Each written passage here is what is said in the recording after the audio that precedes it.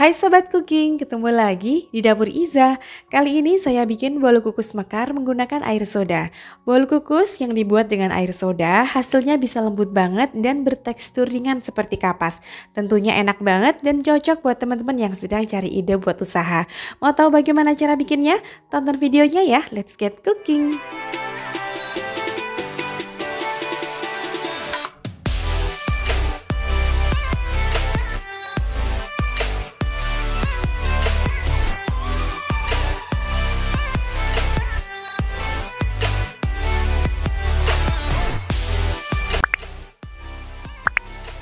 Untuk bahannya saya gunakan 125 gram tepung terigu protein sedang atau serbaguna, juga ada 100 gram gula pasir, 1 butir telur ayam, seperempat sendok teh vanili, seperempat sendok teh garam, 100 ml air soda, dan setengah sendok teh SP. Juga ada pewarna makanan merah mawar. Langkah membuatnya, masukkan telur, gula pasir, tepung terigu, vanili, garam, dan juga air soda. Di sini air sodanya saya gunakan Sprite yang mudah dicari ya di warung-warung dekat rumah.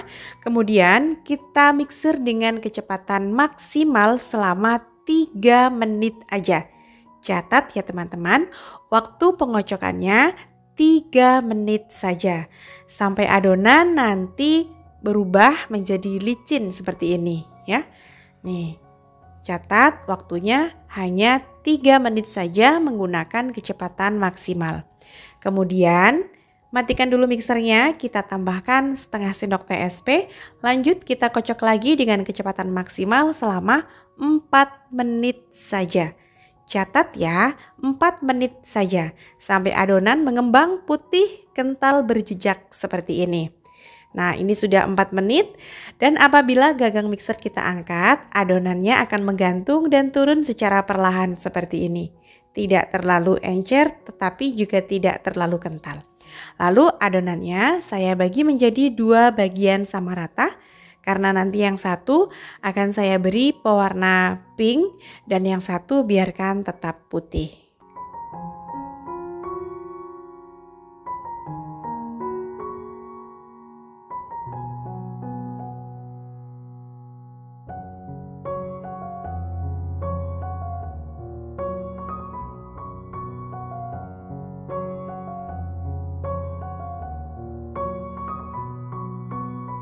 Kemudian adonannya saya pindahkan ke dalam piping bag atau plastik segitiga untuk memudahkan ketika menuang ke dalam cupnya.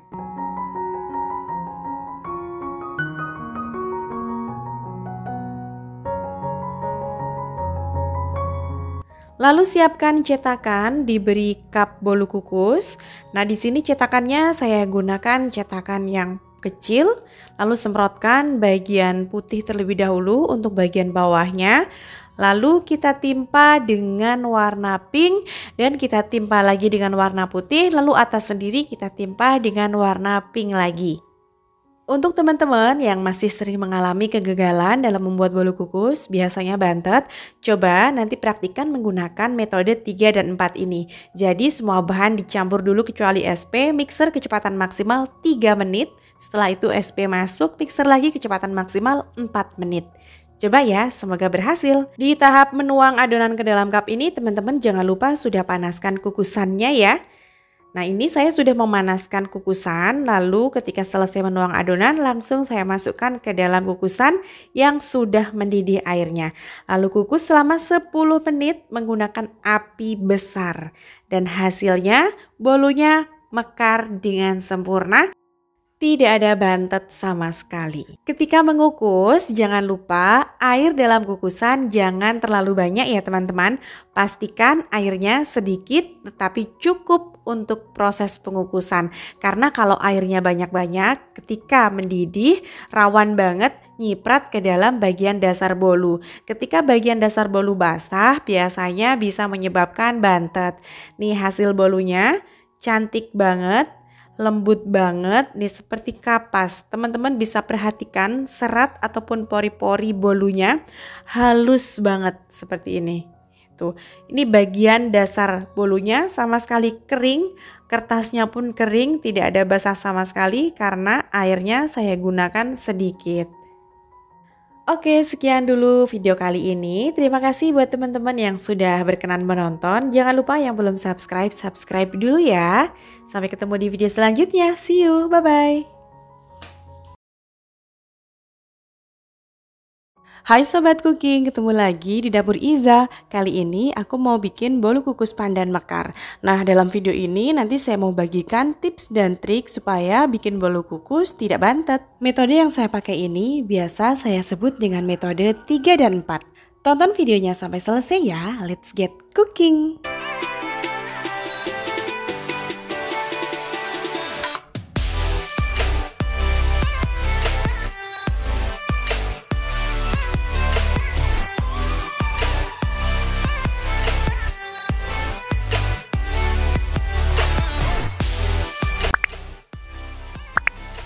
Untuk bahannya, saya pakai 125 gram tepung terigu protein sedang atau serbaguna.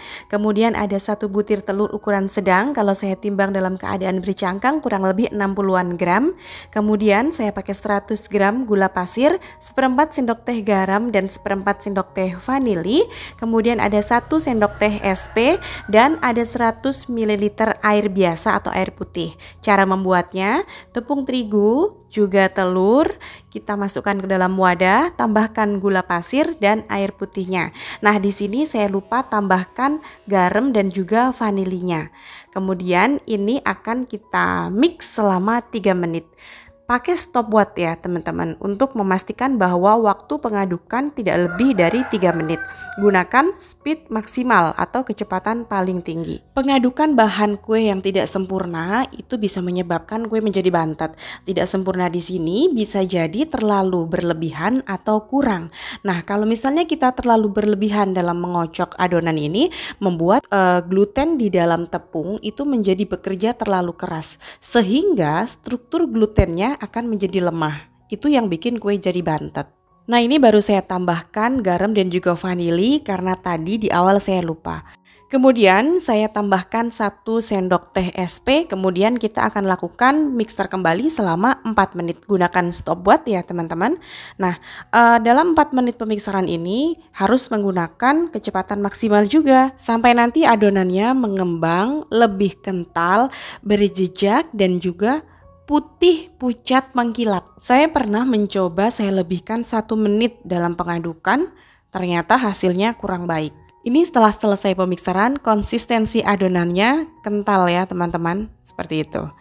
Kemudian di sini saya mau rapikan dari pinggir-pinggir mangkoknya. Lalu saya mau ambil sedikit adonan ini, saya masukkan ke dalam piping bag dan sisanya mau saya beri perisa pandan. Membuat kue yang satu ini memang membuat deg-degan kadang tuh ya. Kadang kita udah merasa mixernya udah bener, adonannya udah baik, tapi kenapa hasilnya masih bantet? Apabila teman-teman mengalami hal demikian, coba gunakan metode yang saya bagikan ini ya, yaitu metode 3 dan 4. Menurut saya pribadi, perbandingan hasil kue dengan metode all-in-one dan juga metode 3 dan 4 ini lebih empuk metode 3 dan 4. Jadi tekstur dari kuenya itu semakin lembut gitu teman-teman kalau menggunakan metode 3 4 ini. Nah, ini sudah saya beri pasta pandan, kemudian saya pindahkan ke dalam piping bag supaya nanti lebih mudah dalam menuangkan ke dalam cup. Ini hasilnya. Lalu di sini saya mau tuangkan ke dalam cup. Saya gunakan cup kecil dengan diameter 6 cm dan pastikan ketika kita mengisikan adonan ke dalam cup harus sampai penuh supaya nanti mekarnya bisa baik, dan gunakan cup kertas yang tingginya setara dengan cup bawahnya atau cup aluminiumnya supaya nanti ketika bolunya sudah matang, adonan bolunya tidak ada yang menempel ke dalam cup aluminiumnya. Kemudian ini untuk variasi aja. Atasnya saya beri sedikit warna putih adonan yang tadi tidak saya beri pandan. Satu adonan ini jadi 12 cup ukuran kecil, tapi untuk cup yang satunya itu dominan putihnya, jadi kebalikan dari yang lainnya ya. Ini dominan putih, kemudian atasnya baru saya beri adonan warna hijau. Dan pastikan kukusannya sudah benar-benar panas, airnya sudah mendidih ya teman-teman. Airnya cukup seruas jari aja, jangan terlalu banyak supaya permukaan bawah bolunya tidak basah. Kukus selama 10 menit dengan api besar maksimal. Dan jika kukusannya bukan kukusan jenis klakat, maka wajib membungkus tutupnya dengan kain supaya tidak ada uap air yang menetes ke atas permukaan bolu. Nah, ini sudah matang, hasilnya bisa mengembang, tidak bantet ya. Ini bolunya versi mini ya teman-teman, karena saya hanya gunakan 125 gram terigu. Kalau teman-teman pengen lebih banyak lagi, misalnya mau bikin versi terigu 300 gram, berarti semua adonan nanti dikalikan 2. Untuk detail resepnya teman-teman nanti bisa cek di kolom deskripsi bawah video ya. Oke, sekian dulu masak kali ini. Buat teman-teman yang belum subscribe channel YouTube Dapur Iza, jangan lupa tekan tombol subscribe-nya, juga loncengnya, dan share ke sosial media teman-teman semuanya supaya manfaat. See you, bye-bye. Hai Sobat Cooking, ketemu lagi nih di Dapur Iza. Kali ini saya mau bikin bolu kukus mekar dengan metode all-in-one. Caranya mudah, dijamin anti gagal. Untuk step by stepnya, tonton terus videonya sampai selesai ya. Let's get cooking!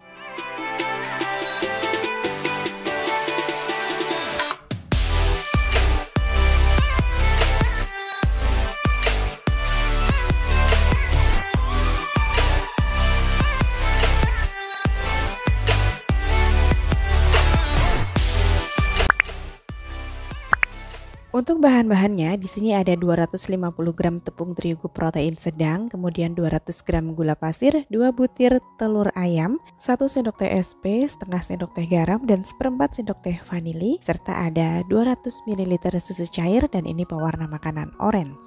Ini cetakannya saya pakai ukuran kecil dengan diameter 6 cm. Langkah membuatnya, kita siapkan wadah, lalu kita tuangkan semua bahan menjadi satu. Pastikan juga telur dalam keadaan suhu ruang, artinya tidak dimasukkan ke dalam kulkas terlebih dahulu. Semua bahan ini akan kita mixer dengan kecepatan maksimal, tetapi secara bertahap ya. Artinya dari speed 1 dulu, baru 2, 3, 4, dan 5. Nah, ini akan kita mixer kurang lebih selama 10 menit hingga adonan akan mengembang berwarna putih pucat, kental, dan berjejak.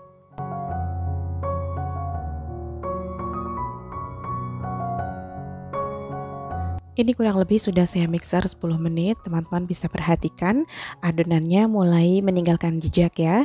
Dan konsistensinya kurang lebih seperti ini, tidak terlalu encer juga tidak terlalu kental.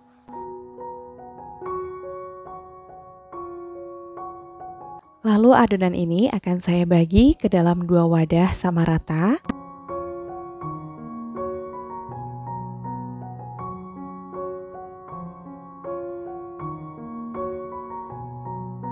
Yang satu saya tambahkan pewarna makanan orange, yang satu biarkan tetap berwarna putih. Teman-teman juga bisa gunakan pasta. Lalu adonan saya pindahkan ke dalam plastik segitiga atau piping bag untuk memudahkan nanti saat menuang ke dalam cup. Langkah selanjutnya kita siapkan cupnya.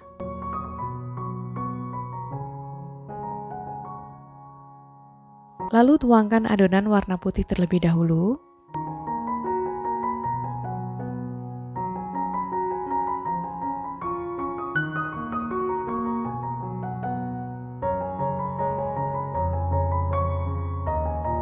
Kemudian di atasnya kita tambahkan adonan warna oranye.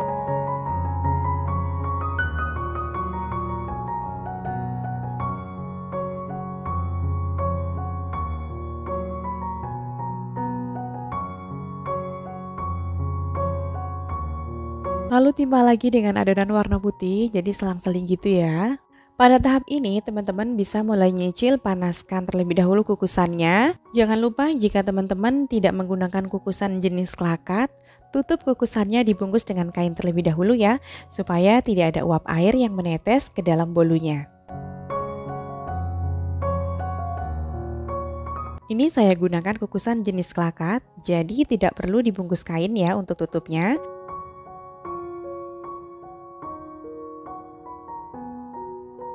Kukus adonan selama 15 menit, gunakan api paling besar, dan setelah 15 menit, ini dia hasilnya.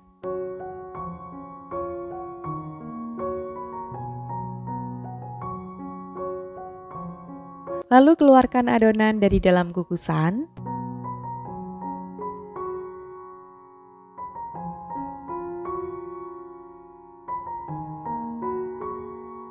Kalau bolunya sudah agak dingin, lalu kita keluarkan dari dalam cupnya. Satu adonan tadi menghasilkan 21 biji bolu kukus dengan cup ukuran kecil.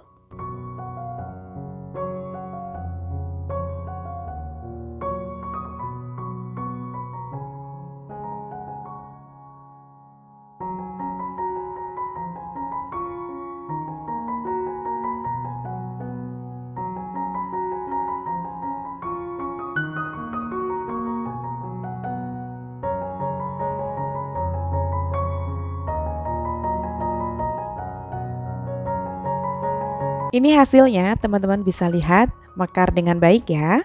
Bolu kukus ini adalah bolu yang sangat merakyat, cara pembuatannya mudah dan bahan-bahannya juga sederhana, cocok untuk bingkisan, ide jualan, ataupun isian snack.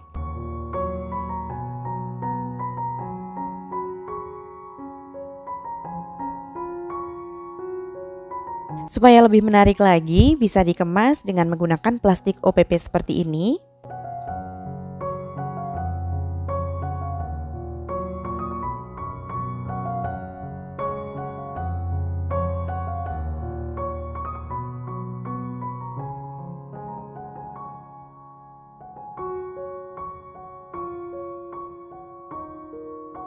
Bisa juga tambahkan label supaya lebih menarik. Nah, gimana? Tertarik untuk mencobanya? Selamat mencoba di rumah ya teman-teman. Oke, sekian dulu video masak kali ini. Jangan lupa tekan tombol like, comment, subscribe, dan nyalakan tanda loncengnya juga supaya tidak ketinggalan video terbaru dari kami. Bye-bye!